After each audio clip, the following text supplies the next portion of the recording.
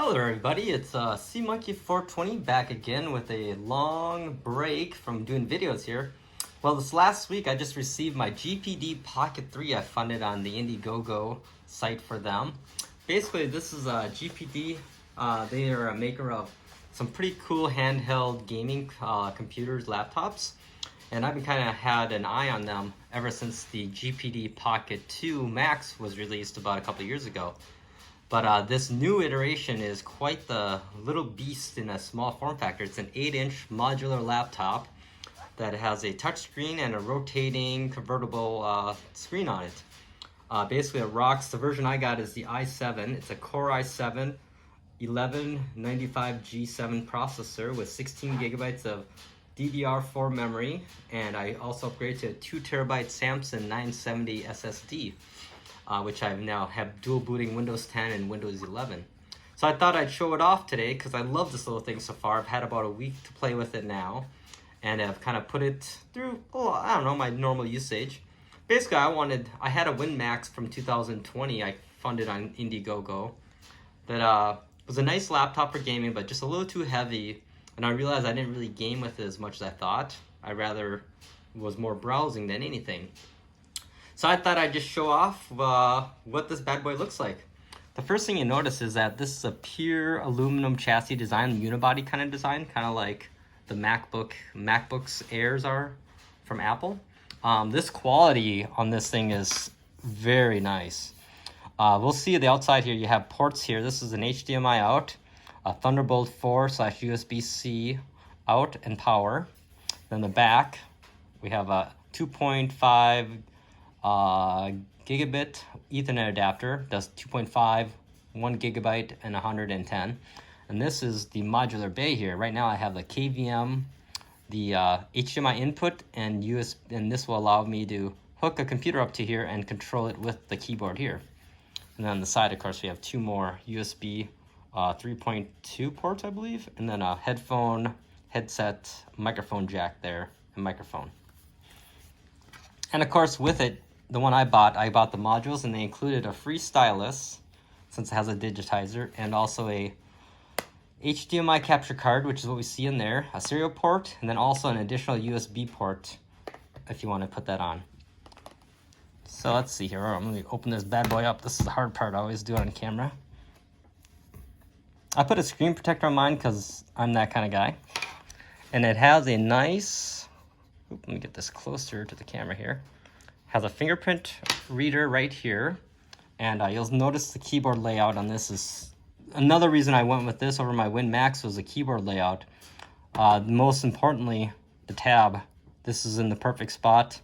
Comma, periods are perfect spots too, and slashes for just normal typing. Let's see here. Let me jack the brightness up here. And it works with TPM 2.0 built into it, so there we are. So yeah, touchscreen, digitizer too.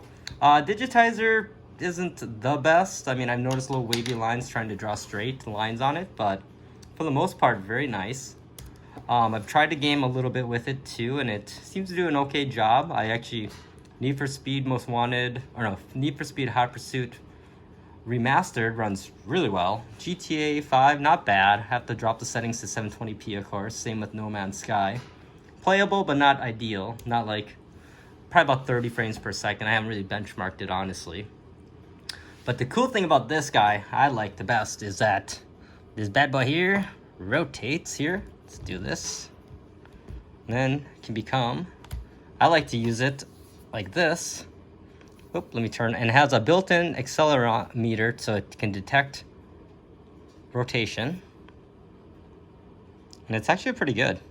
I like to use it like this to just kind of read like Reddit with the Windows 10 app they have, which is really good.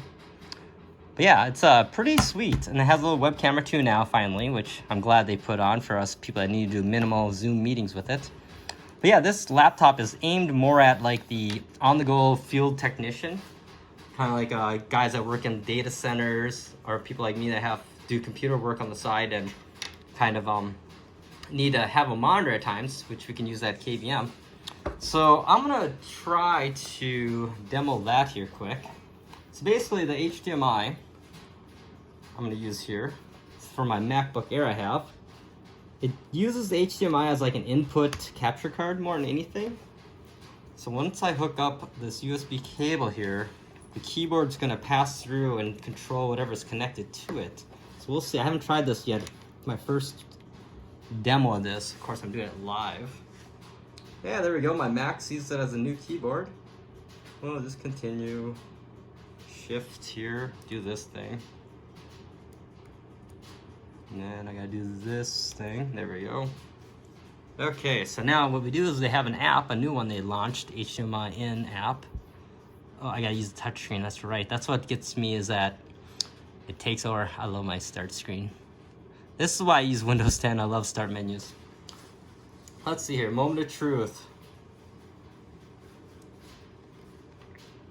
Hey, look at that.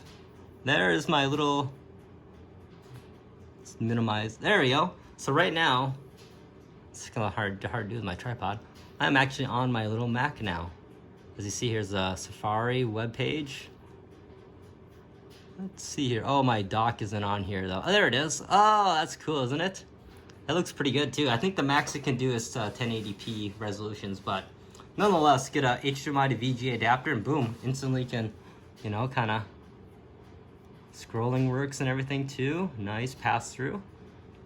Beautiful. So yeah, pretty cool. I mean, you could even hook up theoretically a game console. There might be a little, you know, video lag just because it's an HDMI capture card. So there we go. And we take out, unplug these guys. Back to working. So let's see here, real quick. I'll launch my pen app I have here. Pen book.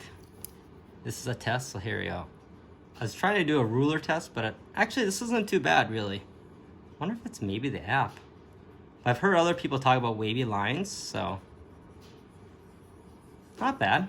And you know, of course, touchscreen too. I mean, I just like all the methods of input you have and the modular rotating. It's basically like a modern day UMPC. I don't know if a lot of people had one of those or knew what that genre was. Ultra mobile PC back in the day, and a lot of those were kind of tablet formats, but they were pretty under spec, and nowadays you know, don't really hold up very well, of course. So but yeah, so far so good. Windows 11 runs really good on here. Like the battery life is ridiculous, well, at least what it tells me. On Windows 11 it'll tell me I get about 6 hours of battery life, but if I boot into Windows 10 it'll tell me I have about 2.5 hours. So I'm not sure if it's just how it's calculating the battery life based upon what I'm doing in Windows 11 that gives me better battery life or not. Not sure, but web camera up here isn't that great. I think it's like a 2 megapixel only. So not gonna be great for doing like Zoom meetings with it. It does the trick, you know, when you need to see stuff. Let's see here. I have the TDP set to be the low end at about 9 watts and then the high end at 22.5 watts. You can put it up as high as 25, but I don't plan to need it that much. Oops, let's see here. I forgot I didn't do that finger in this OS. Fingerprint Scanner, the first 2 tries I usually gotta move my finger because it's a really slippery surface, but very fast. There we go. Good old Windows 11. Still getting used to the whole setup and everything. I mean, battery life, I don't mind, but I'm waiting for it to be able to run the Android subsystem without being on the Insider preview. I'm not a big fan of being on Windows Insider program since I want a stable version of Windows 10 and not the preview build. So, but yeah, so far I am enjoying it. It seems to be a very solid machine. LED is green when you have the fan turned down. Red means it's going to go full-blown, full blast mode. So I usually run it on green since I'm not really doing much but just surfing web for the most part. Unless, of course, I'm gaming. Yeah, the quality QC of the one I received, I was backer number 8 for the modules and the i7 version. I got it about a week ago, and I would say the quality on this laptop compared to the WinMax is superior. I mean, it's a pure unibody aluminum chassis design, so there's zero flex. And let's see here. So on the bottom too, it's easy to get to the hard drive. All you gotta do is remove the module first, 2 screws, then these 6 screws here, and the SSD is right there. And I upgraded mine already to, like I said, a 2 terabyte Samsung one, which is pretty awesome. I think right now it's still on IndieGoGo on demand or in demand, but I think it is around $1,100 right now. It's still to buy. I mean, it's pretty expensive for a probably niche device, but if you're the person that's interested in this kind of device, it's probably worth the money for the future-proofing specs it has. The fact that it has, you know, Thunderbolt 4 specs that can run a full eGPU and dock or whatever, awesome. And then you have, you know, the KVM capture card input, which is great, which I guess it does up to 4K, it looks like, maybe input. At least on the box it says that. Then if you need a serial port, a real one, this one has one. I mean, I don't really have a need for it right now, but I do have old hardware at home that that could use a serial port. So let's see, I'll show you what the modules look like right here. Again, I have I was not paid to do this review or this overview. I bought this sucker with my own money. So here's the USB 3. Give you an additional one. I think they're working on a micro SD card module right now, since a lot of the backers said they'd be interested. My guess is it'll probably cost about $15, $20 for that module once it's produced. Not till probably February. And here's our good old classic serial port. So if you're like you know, you need to use an RS-232 cable, here you go. A lot of times console cables for servers will require a serial port and various other random specialized hardware in the field, so very cool. Yeah, so far I am very satisfied. I've heard people talk about having screen halo issues. I haven't noticed it on mine yet. So I had it on my WinMax 2020 version, but it usually went away after about like a minute or so of being up and running. Once it got everything warmed, the screen got warmed up, it seemed like. So the fact that it has, you know, good old HDMI or TPM 2.0 makes it really nice and fully compatible with Windows 11, which is I think I had an issue with my WinMax was getting TPM to not reset if I changed BIOS settings. So I had to always reset every once in a while because my stupid BitLocker encryption would require me to type my huge unlock key. So yeah, basically with the box I got this, a power adapter, cable, a pen, stylus, and a capture card, and the modules. So far so good. Let's see here, size comparisons. Let me see here, I'm gonna pull off my, this is in comparison, this is a MacBook Air, which this is one of my favorite Macs still to the day, just because of the size. So, and power and whatever. Yeah, that's basically an 11-inch MacBook Air compared to the GPD. Pretty awesome. Anywho, maybe I'll do another few videos here later on once I get the Android subsystem running on Windows 11. Once Microsoft finally releases it. And then we'll kind of go from there. But I'll probably do a follow-up video here in 6 months on how, if I'm using it or if I sold it. I have a feeling I'm going to keep this guy around for a while because it's going to be my go-to on the go when I need to do my on-site gigs I do, side gigs. So, anywho, peace out, my friends. Have a good one.